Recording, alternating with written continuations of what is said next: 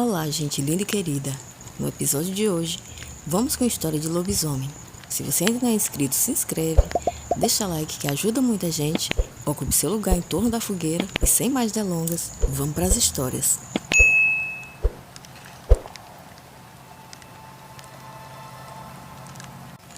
Na escuridão envolvente de uma noite sem lua, o vento sussurrava através das folhas secas do bananal. Os imensos pés de banana, com suas folhas largas e rasgadas pelo tempo, criavam sombras que se moviam inquietas, como se a própria terra estivesse viva. Jorge, um trabalhador do campo, havia ficado mais tarde do que o habitual no sítio, revisando os equipamentos antes de se retirar para casa. Com a lanterna em mãos, ele começou a atravessar o bananal, com passos apressados, ecoando no silêncio da noite. Foi quando, de repente, um som baixo, quase um grunhido, quebrou a monotonia dos ruídos noturnos. Jorge parou imediatamente. O coração começou a bater-lhe forte no peito. Ele varreu a luz da lanterna pelo bananal, mas a densa vegetação parecia absorver o feixe de luz, devolvendo apenas trevas. O grunhido soou novamente, mais próximo dessa vez. O ar ao redor pareceu congelar e Jorge se perguntou se os boatos que costumavam se falar sobre um lobisomem que rondava a região seriam verdadeiros. Forçando-se a se mover, ele deu mais alguns passos, quando algo chamou a sua atenção outra vez. Entre as sombras, ele viu um vulto, grande, agachado, com olhos que refletiam o brilho da lanterna, emitindo um brilho vermelho e ameaçador. O corpo de Jorge, nessa hora, enrijeceu de pavor. Ele levantou a lanterna, tentando identificar o que era aquela criatura. E ao focar o feixe de luz, ele percebeu a forma de um ser enorme, com pelos desgrenhados e longos, garras afiadas que arranhavam a terra. O lobisomem, se fosse aquilo, parecia estar farejando algo, oscilando de um lado para o outro, como se estivesse à procura de uma presa. Jorge recuou por um instante, tentando não fazer barulho. Mas antes que pudesse dar outro passo, aquela terrível criatura ergueu a cabeça e os seus olhos se fixaram nele. O grunhido profundo se transformou agora em um rosnado feroz, e em um segundo o lobisomem avançou, suas garras arrastando as folhas do bananal. No último instante, Jorge girou sobre os calcanhares e correu. O feixe da lanterna balançando descontroladamente, lançando luz e escuridão por todo o caminho. Atrás dele, o som das garras rasgando a terra e o uivo penetrante do lobisomem se fundiam com o vento, criando um pesadelo vivo que o empurrava cada vez mais rápido.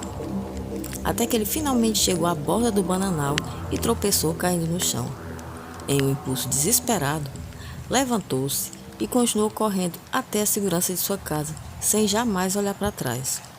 O grunhido e os rosnados foram desaparecendo, cada vez ficando mais longe, mas o terror daquela noite nunca mais o abandonou. E a partir daquele dia, o bananal foi evitado por todos após o anoitecer. Jorge nunca mais voltou a caminhar por entre as sombras das bananeiras, sabendo que um lobisomem poderia estar ali à espreita, aguardando sua próxima vítima.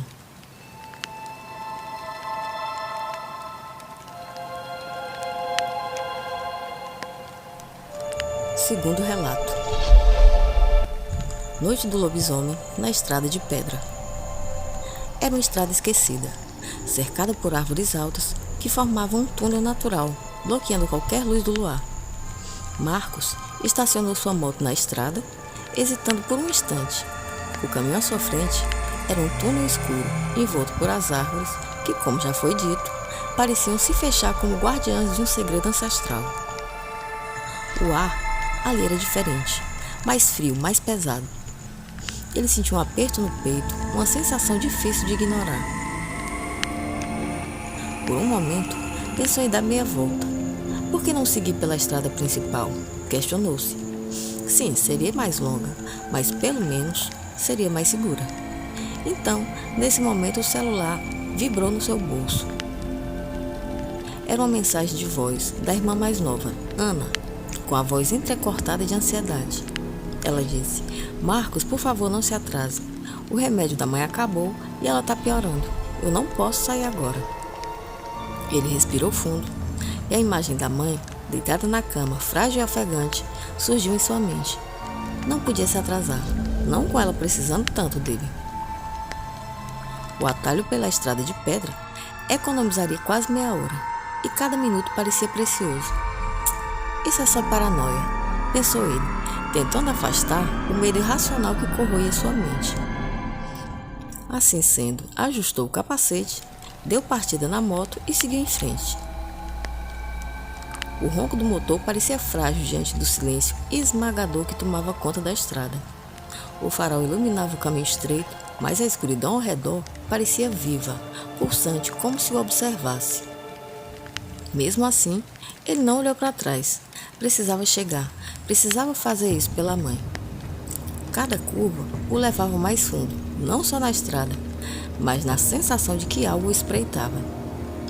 Os moradores da região a chamavam de estrada de pedra e evitavam passar por lá, especialmente nas noites de lua cheia. Porém, Marcos, um jovem entregador, não acreditava nas histórias de terror que se contavam por ali. Naquela noite, com pressa de chegar ao seu destino e encurtar caminho, decidiu enfrentar essa estrada, que era considerada proibida. O silêncio continuava esmagador.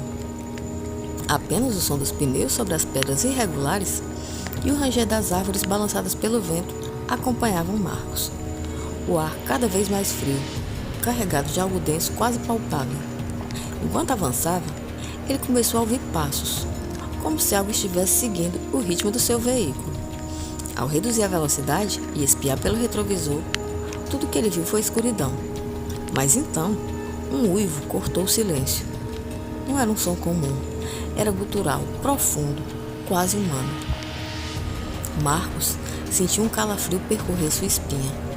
Acelerou, tentando ignorar o medo crescente, mas o som dos passos aumentava, mais rápidos, mais pesados. Em uma curva fechada, ele perdeu o controle da moto, que deslizou derrubando-o no chão, e foi parar com o farol apontando para a floresta. E seguindo a direção da luz, ele não pôde evitar de ver o que estava bem ali, diante dele. Uma figura alta, bestial, com olhos amarelos brilhando no escuro. Seu pelo era negro como a noite e suas garras refletiam a luz dos faróis. Não havia dúvida, era um lobisomem. Marcos tentou pegar a moto, mas o motor falhava. O lobisomem avançou lentamente, com os olhos fixos nele, como se saboreasse aquele medo que ele podia sentir de longe. Desesperado, o jovem largou o veículo e correu pela floresta, tropeçando em raízes e galhos. Cada respiração sua era um grito sufocado. De repente, o lobisomem parou. Não o atacou. Em vez disso, começou a andar em volta dele, como se estivesse estudando sua presa. Marcos percebeu com horror que o monstro não queria apenas matá-lo, queria aterrorizá-lo. Ao tropeçar e cair, Marcos viu algo enterrado entre as folhas. Uma corrente prateada, manchada de sangue seco, e ao tocá-la, o lobisomem recuou, rosnando em agonia. Foi quando uma voz ecoou na mente de Marcos, suave e desesperada. Me mexe-me. Marcos então agarrou a corrente e, puxando com força, revelou um crânio humano preso à terra, enlaçado com a corrente. O lobisomem soltou um urro agudo e se transformou em um grito humano. Quando Marcos abriu os olhos novamente, tudo estava silencioso. A criatura havia desaparecido. Apenas a corrente permanecia em suas mãos.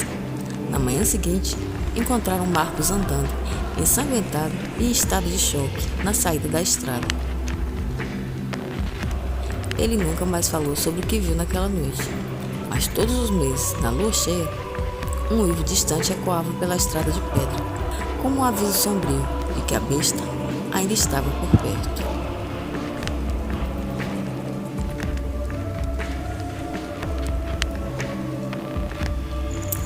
Bom, minha gente querida, a história de hoje está contada. Aliás, as histórias. Espero que vocês tenham gostado. E, caso você ainda não seja inscrito, dá aquela força pra gente, se inscreve. Aí ativa o sininho, porque aí você fica sabendo quando tem história nova.